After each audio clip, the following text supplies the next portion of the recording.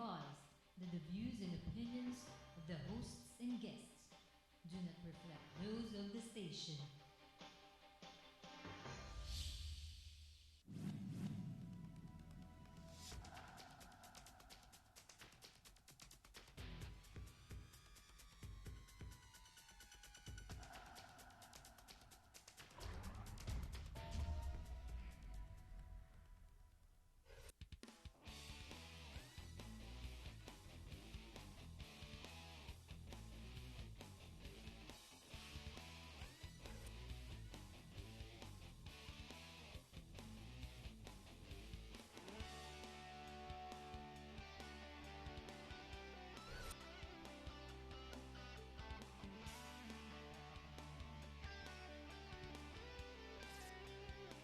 You are what you watch. Okay. Hello, my name is Harriton Botko. Welcome to our program. The topic for today is the China syndrome, but maybe I need to be corrected. Let's try and call it the China land grab. Obviously, we're talking about the intrusion in the South China Sea, which we have now retitled called the West Philippine Sea. Be it for our nationalism, our territory, or theirs, you be the judge. The issue is there is an intrusion, and it's all around our waters. America and Japan have come to, they've come together with the Philippines, and we have some what we call exercises, legal or otherwise, right here in Subic. I'm sure this irritates China, but why exactly is China doing this, and why are they expanding, or how do you say, flexing their muscles? And who will be the loser, who would be the winner, and for what purpose? Ito po mga tatalakayin natin, at bakit natin, kailangan dapat sana natin malaman kung bakit sila naroroon at pupunta dito sa Pilipinas. Why should we even pay attention? I guess that should be the issue. Is it because of the natural resource? Is it because of the navigation of the free waters all around us? Is it because the sea lanes that cut across for their big oil vessels to come down in the south? After all, the response would be as strategically located, the Philippines, but down more in Mindanao. And yet we have a lot of the fishing grounds up here in the Luzon area, which have all been taken over. Now, last July 24, there was a meeting, a convening of different groups, 3 different groups from what I understand, that got together and mustered some 3,000 people at one point. And considering the short period that they had to mobilize all these people, it was very successful. They picketed in front of the Chinese embassy, and if anything, I'm sure created a lot of irate Chinese people. Now, what do we do? This movement, it was basically all around the world. I asked if this movement in the Philippines was coincided with the others. Apparently, there's no real organization to that effect. But yes, the Filipinos abroad and many other foreigners are, how do you say it, on alert, standby, and looking over exactly what is going on. To discuss with us, we are fortunate to have former former Congressman and National Security Advisor, Roilo Golez, who you're not, you all know him. He's been in the studio very many times before. We also have Nick Sotelo, who wants only to put under his name as ex-PMA or former PMA man, 1987, but who is involved, well, for those of you who know him and his father, the famous or infamous Nick, either one or the other. Magandang gabi po sa inyong gentlemen. Thank you for coming into the studio. Maybe, Congressman, maybe it's best you open the show by briefing us exactly on the China intrusion, the land grab, so to speak. Nababasa naman natin si Diaryo, but last week, you had a very successful rally, of which you were part of, and the third convener, who's quite popular, si Rafi Alunan, who was part of the Ramos administration. He's very much part of this. Ano po nangyayari at bakit niyo ginagawa? Yung sinabi mo about China, all of the above. Lahat naman binanggit mo. Andun lahat yun, no? Because if you look at the global situation as far as China is concerned, mukhang they're extending, they're asserting themselves. In India, they have a border conflict with India in the highlands. And now they're trying to cut through Myanmar para bypass nila yung Malacca Strait. They want to go straight into the Indian Ocean. That's so the ideal. Yeah, ito now the string of pearls strategy nila, no? So now they have good contacts in Sri Lanka, in Bangladesh, and of course Pakistan. Pakistan being an ally because they have a common adversary, India. India. They're talking of bases there, presence. They even go as far as Somalia in the Horn of Africa, supposedly for anti-piracy operations, but that's their way of projecting their power. Now, of course, the South China Sea is their front door. Ang problema kasi ng China, they have a very short coastline. It's a big country, Yes. but very short coastline, and it's very easy to strangle them by controlling the South China Sea. Because of the oil. Well, whatever. No, not just the oil. Their export, their trade. It's very dependent on their freedom of navigation within the South China Sea. Add to that the oil potential of the South China Sea. Fish, they need protein. They have to feed more than 1 billion people. I thought I was under the running out of impression food. they require the oil to sustain their commerce as well as their military because they don't produce any. May oil ba ang China? Nagpo-produce ba sila? They meron used na to rin. be a net exporter. Okay. In 1995, when I started talking about this, 1995, 1997, 1998, they were still a net exporter of oil. But I projected during that time, based on studies, that they would eventually become net importers because of the rapid Yung use nila mataas. industrialization of China. And in fact, that's happening now. So they have to have oil. They are contesting the move of India to have joint oil exploration in the coastal area of Vietnam. They're claiming, because if you look at the claim, it intrudes into the exclusive economic zone. Can I show that Yes, later? yes, please. They're intruding into the exclusive economic zone of all the countries, all the coastal states in the South China Sea. Do you have a photograph there? Yeah, I have a photograph here. I was under the impression the Southeast Asian countries. Here. Oh, there you go. Yeah, here. Can we, if you just push it Yeah. up like that. The Camera will come in. the green line is the 9-dash line, which Yes. recently they converted into the 10-dash line. No? And you will see that it is well within the exclusive economic zone of the Philippines, of Brunei, of Malaysia, of Vietnam. And When you even the Indonesians are getting wary because it is getting close to their Natuna Sea, which is also an oil-rich area. That's why the Indonesians are also into the picture. So ito ang 9-dash line nila, no? And you can see China's coastline is very short. Our coastline is even longer than the coastline of China. So it's very easy to militarily, very easy to blockade them. you choke them by blocking that. Choke them. So the So they importance- want to extend their sphere to have a bigger buffer. Because if there are hostile naval forces within the South China Sea, it will make it very easy to blockade them. So military- using submarines and surface. So military ships. positioning lahat yan. Military positioning, economic positioning, and political positioning. All of the above, all of the things that you mentioned are correct. Nick, why are you involved in this? Well, for one, I would like to call myself a nationalist. You know, the congressman and I have on different occasions, many years ago, have been lucky enough to actually visited Spratlys. Nakapunta na kayo talaga sa Yeah, Pratlys, ah. twice, actually, twice. First time was in 1976 when my father was then doing his thesis at the National Defense College of the Philippines. He was taking his Master in National Security Administration. And his thesis was exactly about what's going on right now. And so he actually flew there and he took me with him because he likes taking me everywhere in the Philippines. And the second time was a few years later. He was Director of Operational Readiness and Flight Safety of the Philippine Air Force. With that, we went over there again to assess the runway and see what needs to be done. You know, they needed to cut trees or clear whatever bushes or whatnot so that they can have the C-130s land. Because back then, if I'm not mistaken, maybe the congressman can also correct me if I'm wrong, dati noon, once a month lang yung ang Yung binibisita. resupply ng Navy ship.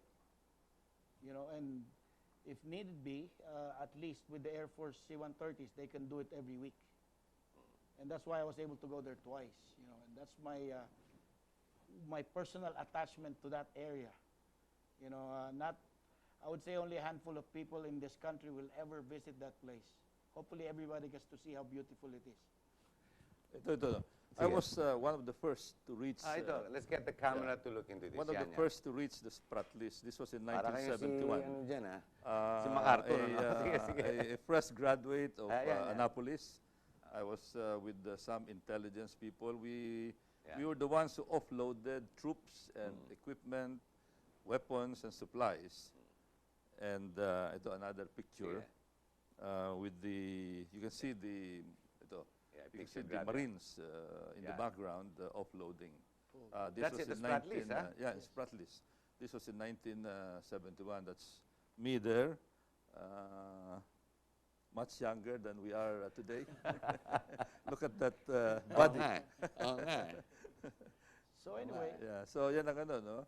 And after that, it became an advocacy of mine in Congress.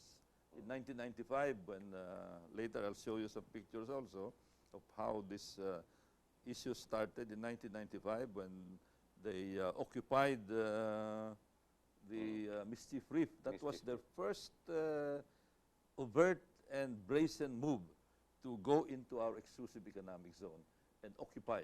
But at first, they claimed that... Akala ko nabasa ko si Diaryo, nauna daw si Mischief Reef, si Ablan. Si Roquito, hindi naman. Sa ano yun? Sa Scarborough Shoal. Scarborough Shoal, yeah. That was Let's in, get this picture 1992, 1993. This is in... this was the first time Mischief Reef came into the headlines.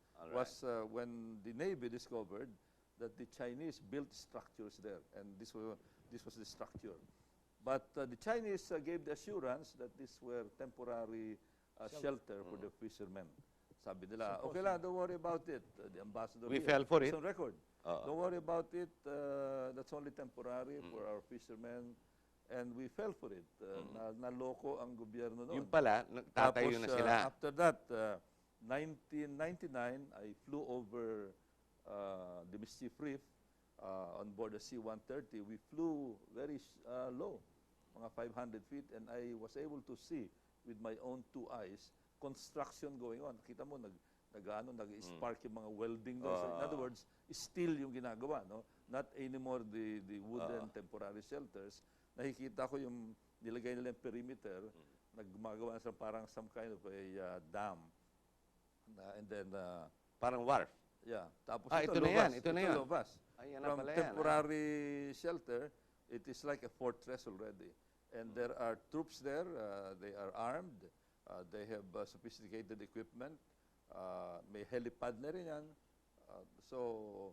And in fact, just the other day, although very belatedly, it came out in a newspaper that this is now a naval station. That had been a naval station for quite a long time, almost since 1999, not just a few days ago.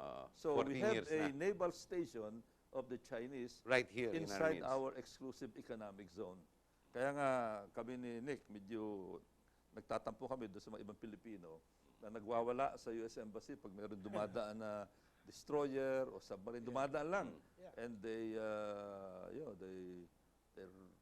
run amok there in front of the US Embassy, but they're not saying anything. With respect to the permanent naval station, military installation of the Chinese inside our exclusive economic zone. So I guess you can see who they side with when it comes to... Is it who they side with, or there's no awareness of what's actually happening? Because true, the information only has been coming out No, as this of had late. been in the newspaper since 1999. Ilang privileged speeches ko na ito nung pang 1999. I was one of the first to show this. But in fact, it was ang in Kongreso. Anong gagawin ng Kongreso? We can only deliver speeches. We asked the DND to do something about it. The Department of Foreign Affairs, of course, lodged formal protest. Itong ano na ito, no? Alam nila ito. This was, when I started my privilege speeches, it hugged the front pages for about 2 weeks. Kaya ang lakas ng awareness ito. Out of sight, out of mind, I think, sir. Ikaw pala ikaw pala Yes, nag-generate ng awareness ito. Makikita mo, if you go back mga 1999, together when I went there with Congressman Dana Rohrabacher of the U.S. House of Representatives, a rabid anti-China congressman in the U.S. House of Representatives. Quick analysis. Why all of this? Because of the population growth of China, because they have massive industrial growth today, they are economically getting more strong, so they have to reach out. They have to protect, you're saying earlier that they have to, it's an advanced military positioning for Southeast Asia so that they have a sustaining economy. Their freedom of navigation because of their oil, for their export, not necessarily an import. So all of this is all because of the growth of China. And should China have not have grown in the last 11 years, this would not be an issue. They would not have the naval power That they to have do today. that projection of their power. They have Because carriers. the Pero economic driven. Scarborough, economic, of course. Everything all not of that political, is dependent on the economy. How can you develop a huge military O hindi nga without naman pwede, hindi economic pwede. strength? And they became when I started talking about this, I think they were the number 3, number 4 economic power. But During in this 10 period- years' time, they jumped to number 2. But by the time they built this, the Americans were still here. Am I correct? With Subic and No, Clark. not yet, not anymore. Umalis na They sila. left in 1991. So should the Americans have stayed, this would not have happened at all. I doubt it, because the Americans were even using the Scarborough Shoal, as it is internationally known, into as a target range. Wala ba nakatira dyan sa mga lupain na yan? Dito sa Scarborough, wala. Kaya Bakit? Ba't sustain- bakit hindi natin napasukan ng Pilipino yan? Uninhabitable. Ba't hindi pwedeng tumira? Ba't hindi ka pwede mga- tumanim? Source of itong water, ano. for one. Walang tubig. Yeah, and then Ito ang, sometimes at high itsura tide, niyan, no? nawawala yung most tubig. Ito ang tsura It's a ng... shoal, it's not yet an island. ito, Yung lupain? ito ang tsura ng Yeah. Scarborough Shoal. Ano? That's under the water. Yeah. Congressman. It depends on the tide. And Depends on the tide, no? Ito yung flag na planted by Congressman Yap and Congressman Rojito Ablan. I think this saw was that. in 1993 when Congressman Yap was the chairman of the Committee on National Defense. National defense. This is the top view of And you said this is the as big as Bajo de Quezon City. Masinloc. It may look small, sasabihin nila, malit na bagay yan, Roy, ba't pag-awayan natin yan? It's as big as Quezon City, about 150 square kilometers. Kilometers? Not hectares, Square square kilometers. kilometers. Yeah, and you can imagine what you can do with a lagoon as big as Quezon City. You can put the entire U.S. fleet there. Oo, ang Of laki. course, you can put the entire PLA Pero Navy walang there. tubig dyan, walang Wala. pagkain. But you don't need to have natural water there. A powerful country can convert that into Desalination. Para may tubig. Pwede mag-transport ka ng tubig, tankers, or... Pagkain naman, wala rin dyan. Walang, tubig, ganun walang, din. life, walang wildlife. so you'd have to fish. You know, in the Second World War, there's an atoll in the Pacific area, about 200 miles away from the coastline of the Philippines, the Ulithi Atoll. No, that was a virtual naval base, R&R place of the U.S. Navy during the time. Nakapasok doon mga aircraft carrier.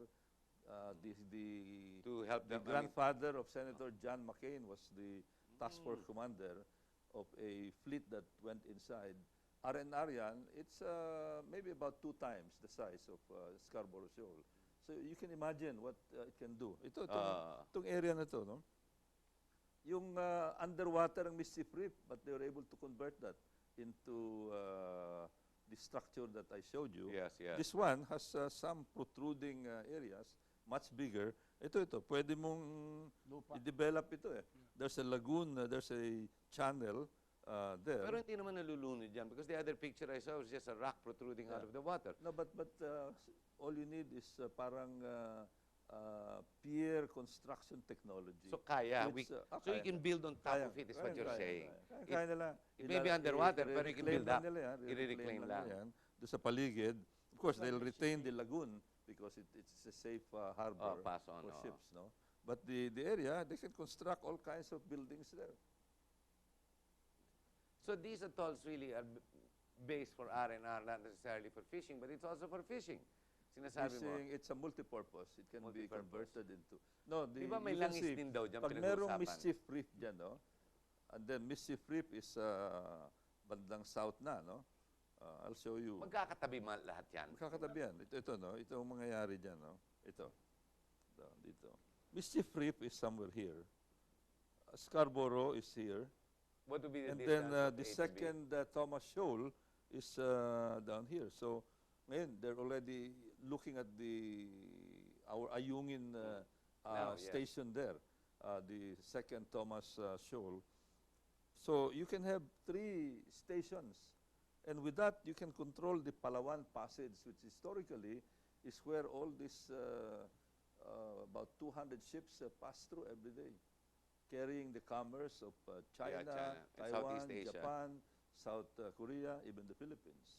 When I was growing up, we learned in school how the Philippines was strategically located for the rest of Southeast Asia and the top portion of Asia.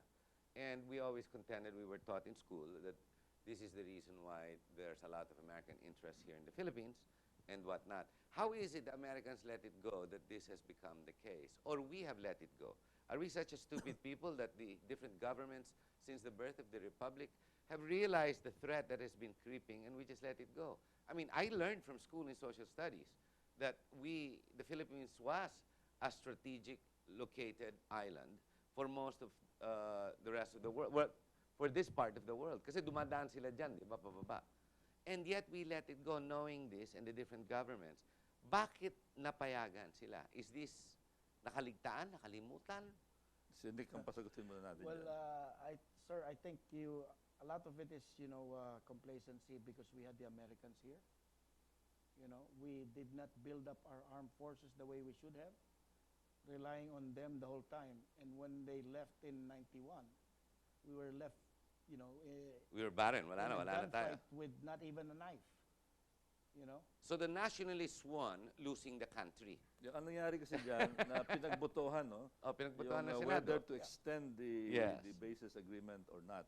And that happened in 1991. Natalo. Talo. So they were kicked out. And, well, in fairness to the Americans, they respected. Yeah. But I thought Americans They- left because they- of Pinatubo. Well, Pinasara sa that kanila. accelerated. Napabilis. Napabilis yun. But dito, dapat magkaroon din tayo siguro ng sa Senate to kick out the Chinese or not. Let's see how those people would vote. I That'll would like be to see the interesting. vote there. Okay.